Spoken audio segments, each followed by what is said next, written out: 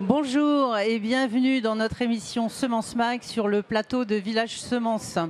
Notre thématique du jour, ce sont les semences d'oléagineux qui sont des alliés pour les abeilles. Alors c'est une sacrée aventure, c'est une belle histoire qui rapproche des métiers. Qui sont les héros de cette aventure? Eh bien les abeilles, mais aussi des agriculteurs multiplicateurs et des apiculteurs. Alors, pour mieux connaître ce qui se passe, connaître les aléas de cette aventure, je rejoins mes invités. Donc, bonjour Jean-Christophe Congeot. Bonjour.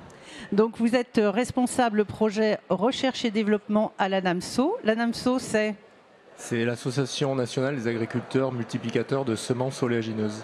Oui, il y a 3500 producteurs sur beaucoup d'hectares.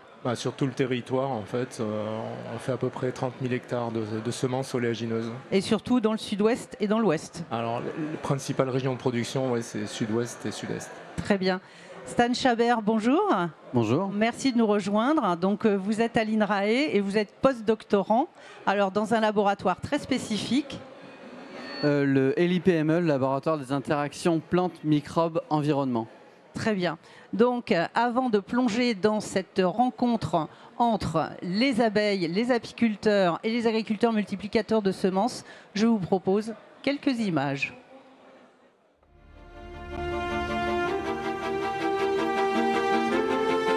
On dit parfois que l'agriculture nuit aux abeilles. Pourtant, certaines plantes oléagineuses cultivées pour leurs semences sont une aubaine pour les colonies et réciproquement.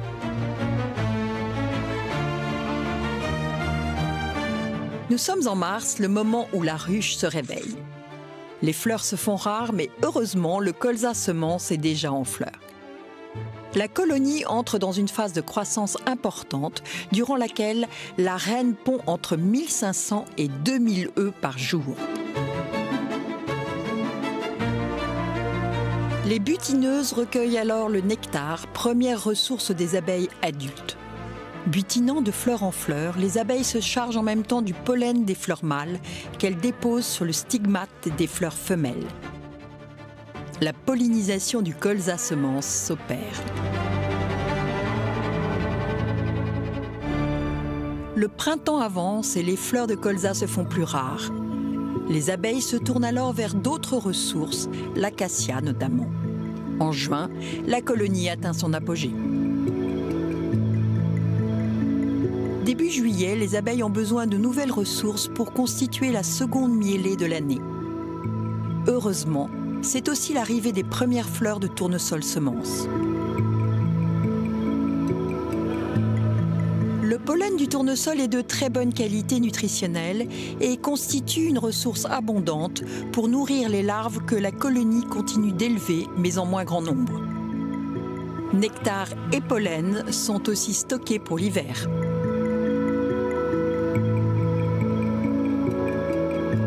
Jusqu'à début août, les butineuses vont profiter à plein des fleurs de tournesol et les agriculteurs multiplicateurs de semences de leur travail. Ils comptent particulièrement sur les butineuses car pour une bonne pollinisation, il faut apporter beaucoup de pollen à la fleur femelle.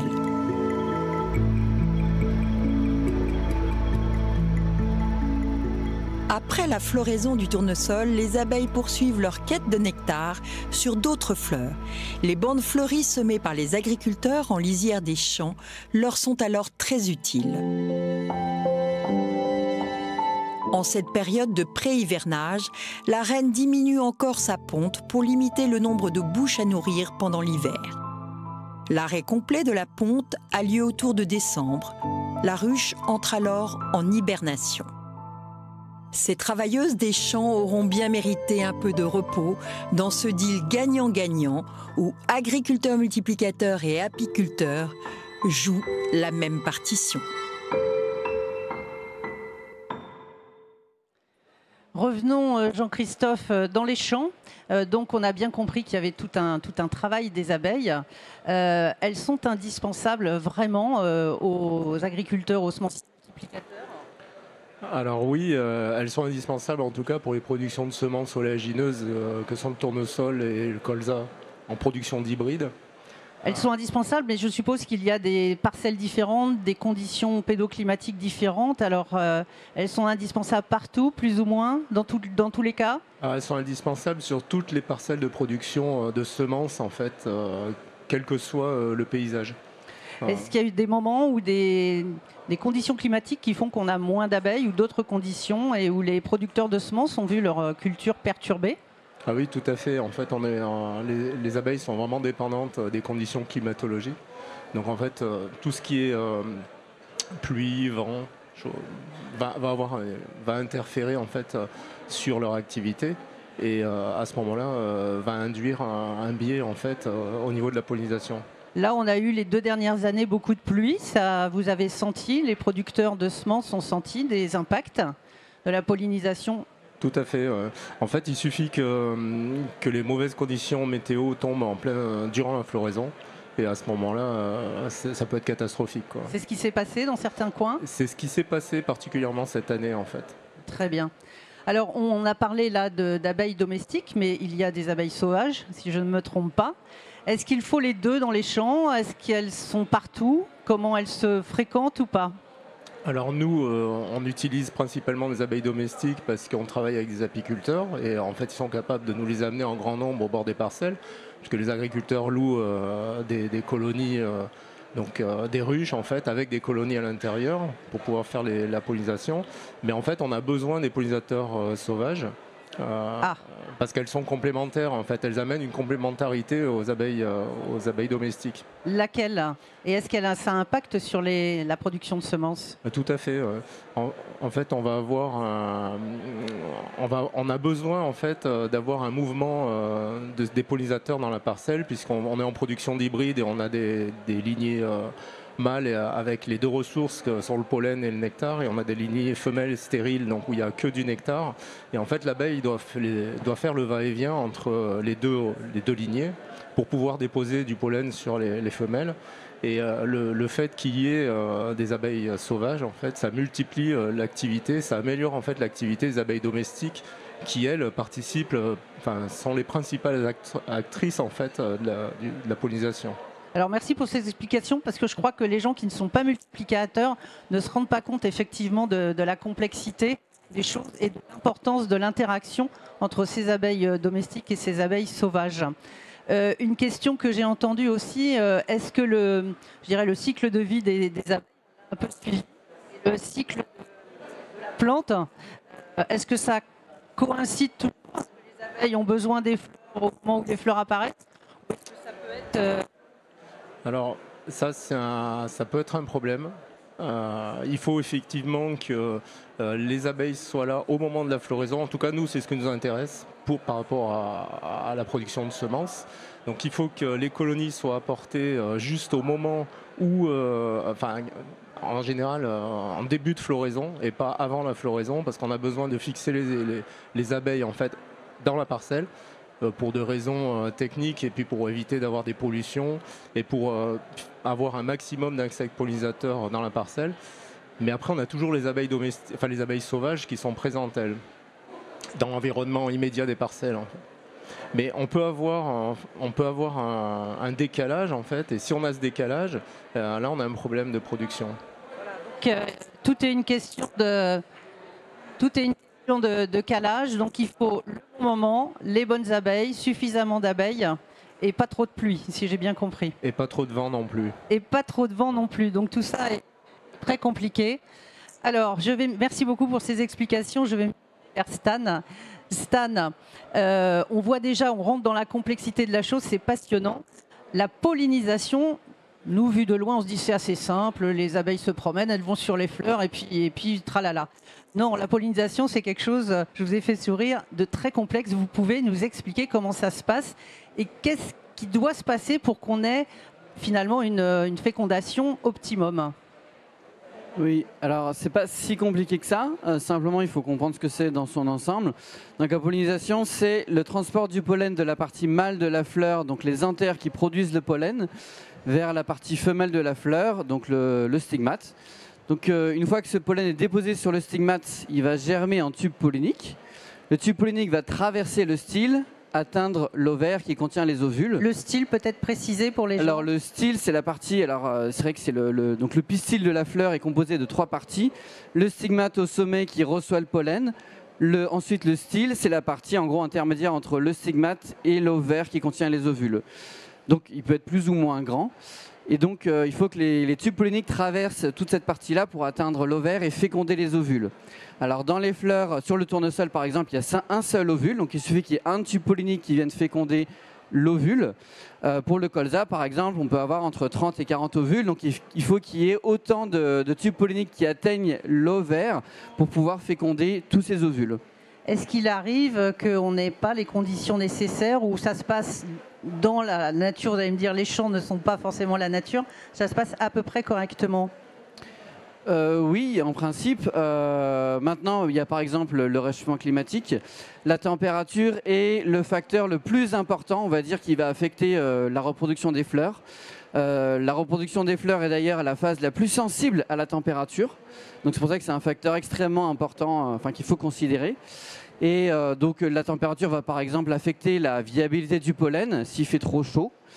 Et au moment où le pollen est déposé sur le stigmate, la température va avoir un fort effet sur sa germination. Donc là, s'il fait trop froid ou trop chaud, le pollen va être très sensible et va plus ou moins germer sur le stigmate. Donc là, on risque d'avoir des surprises avec le changement climatique. On aura des leviers pour s'adapter.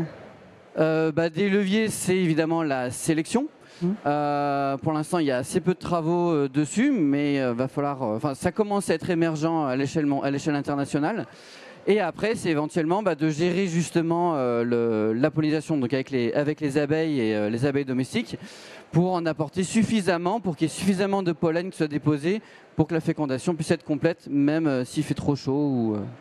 Alors, je vais revenir, mais vous avez, je pense, donné une partie de la réponse. Je vais revenir à la question centrale. Pourquoi finalement on a besoin de ramener des ruches? Parce qu'il y a quand même des abeilles. Alors, on sait qu'il y a eu un déclin, mais il y a des efforts qui sont faits en agroécologie. On essaye de garder de la biodiversité, de restaurer tout ça. Pourquoi est-ce qu'il faut quand même en rajouter? Donc, il faut une certaine quantité finalement d'abeilles pour que la pollinisation puisse se faire, la fécondation puisse se faire? Alors oui, donc comme ça a déjà été dit, les abeilles sauvages sont aussi très importantes. Dans les productions de semences, effectivement, elles permettent. Alors les abeilles sauvages ne vont que dans les lignées mâles, donc elles ne réalisent pas la pollinisation des lignées femelles. Par contre, elles vont améliorer l'efficacité pollinisatrice des abeilles domestiques. Donc elles sont très importantes dans le système. Simplement, de façon générale dans les cultures, c'est pas quelque chose qui est naturel. Un champ, c'est pas quelque chose de naturel, c'est pas une prairie. Donc il y a une concentration énorme de fleurs qui est pas naturelle. Donc il va falloir apporter aussi des abeilles de façon pas naturelle entre guillemets pour pouvoir répondre en gros à cette demande très forte en pollinisation pour pouvoir polliniser toutes ces fleurs. Alors vous avez mené des travaux, une thèse très pointue. Vous avez travaillé sur ce que vous appelez la demande en pollinisation. Ça consiste en quoi? Et c'est très important après pour les agriculteurs multiplicateurs. Il ne s'agit pas d'avoir des abeilles et on laisse faire. On les suit de très très près. Alors effectivement, pour ma thèse, je suis parti de la question combien il faut apporter de colonies d'abeilles domestiques pour que la pollinisation ne soit plus un facteur de production qui ne soit plus limitant. Et donc là, il faut quantifier. Donc ça passe par quantifier tout un tas de choses, à commencer par déjà combien il faut de quantité de pollen sur le stigmate pour justement pouvoir féconder tous les ovules. Comme je l'ai un petit peu soulevé tout à l'heure, ça va dépendre notamment de la température. Et donc, en fonction de facteurs température et d'autres, il va falloir évaluer donc, combien de pollen. Une abeille, lorsqu'elle visite les fleurs, elle va déposer combien de pollen sur une fleur. Et en fonction de ça, pouvoir déterminer combien il faut de visites d'abeilles par fleur. Et donc, en fonction du nombre de fleurs, combien il va falloir d'abeilles au total dans la parcelle pour que la pollinisation puisse être complète. Quand je disais que c'était une aventure, c'est une réelle aventure. C'est-à-dire qu'il faut vraiment avoir les bons acteurs et les bons héros pour qu'au bout du compte, la multiplication, la production de semences soit suffisante. Je reviens vers vous, Jean-Christophe. À la NAMSO, vous avez étudié depuis 20 ans l'impact justement de la pollinisation, qu'elle soit bonne ou mauvaise, sur les résultats. Qu'est-ce que vous avez finalement pu en déduire? Vous avez des chiffres pointus? Oui, précis? Enfin, effectivement, ça fait plus de 20 ans que la NAMSO, seule ou au travers de l'interprofession, a investi sur ce domaine-là, parce qu'on s'est toujours posé plein de questions. Et on arrive aujourd'hui, on est même sûr que la pollinisation a un impact sur la faculté germinative. Elle contribue à améliorer la faculté germinative. Il ne faut pas oublier qu'on produit des semences, donc il faut que ça germe. Vous avez une idée du pourcentage? Oui, on arrive à gagner 10% de germination. Oui, c'est important. Donc c'est important parce qu'on a des normes de certification. Et si on est à 75% de germination, c'est pas de la semence, c'est du consommation. Et à 85%, c'est de la semence. Donc aujourd'hui, on est sûr qu'en gérant la pollinisation d'une certaine façon, on va améliorer, en tout cas, on peut améliorer la fécondation, la faculté germinative. L'impact économique est vraiment important. Oui, ensuite, ça va avoir un autre impact que Stan a mis en évidence aussi, c'est au travers des travaux qu'il a réalisés. C'est l'impact sur le poids de 1000 grains, donc sur la taille des graines. Ouais. Donc, alors quel est cet impact? Il est mineur ou il peut être important? Il peut être très important en fait. De quel ordre? Et nous, ce qui est important, ce qu'il faut comprendre, c'est que justement on vend des doses de graines, on vend un nombre de graines, et la taille de la graine, elle est importante par rapport à plein de problématiques techniques. Ne serait-ce que pour le semis ou pour enrober des graines. Donc du coup, on a besoin en fait, en colza, on a besoin d'une certaine taille de semences. En tournesol, on va avoir besoin aussi de certaines tailles, et certains marchés vont nécessiter aussi, marchés commerciaux, de tailles de graines particulières. Et ça, on va pouvoir aussi le gérer au travers de la pollinisation.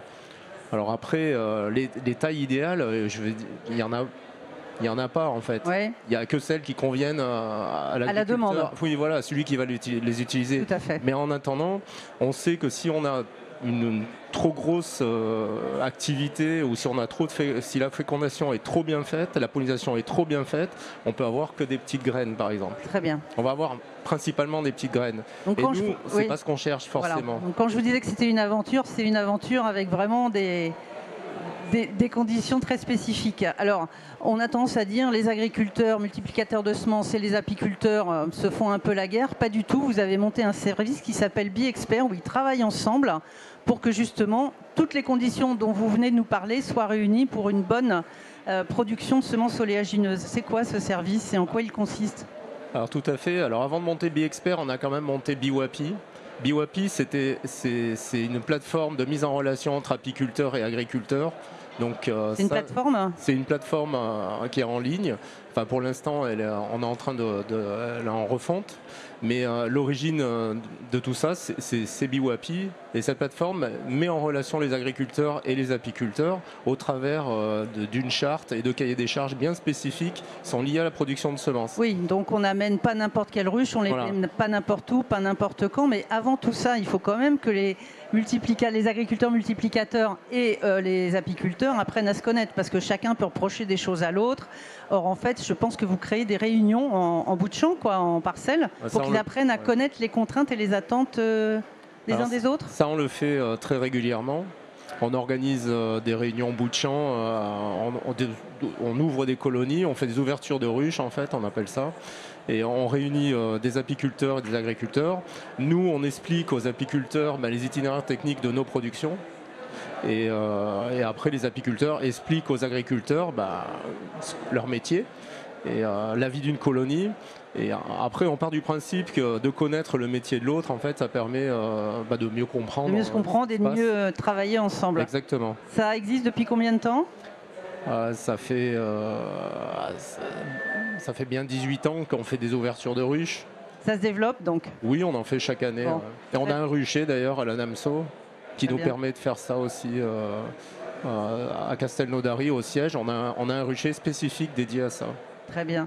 Une dernière question, merci beaucoup pour Stan. Alors, vous pensez qu'on a fait le tour de la question? Pas du tout, parce qu'il y a un autre point qui est très important. Il nous reste à peine une minute, mais je voudrais absolument que Stan en parle. Vos travaux actuellement, c'est la nectarification, c'est ça? De quoi s'agit-il? Oui, le nectar, c'est la fleur qui produit du nectar pour pouvoir attirer les abeilles. En production de semences, c'est essentiel. La lignée femelle ne produit pas de pollen. Donc il n'y a que le nectar qui va attirer les abeilles. C'est pourquoi d'ailleurs ça n'est pollinisé que par les abeilles domestiques. Les abeilles sauvages vont collecter et le nectar et le pollen. Les abeilles domestiques peuvent aller collecter que du nectar. Et donc l'étude du nectar est aussi importante. Elle va être aussi affectée par la température et le réchauffement climatique.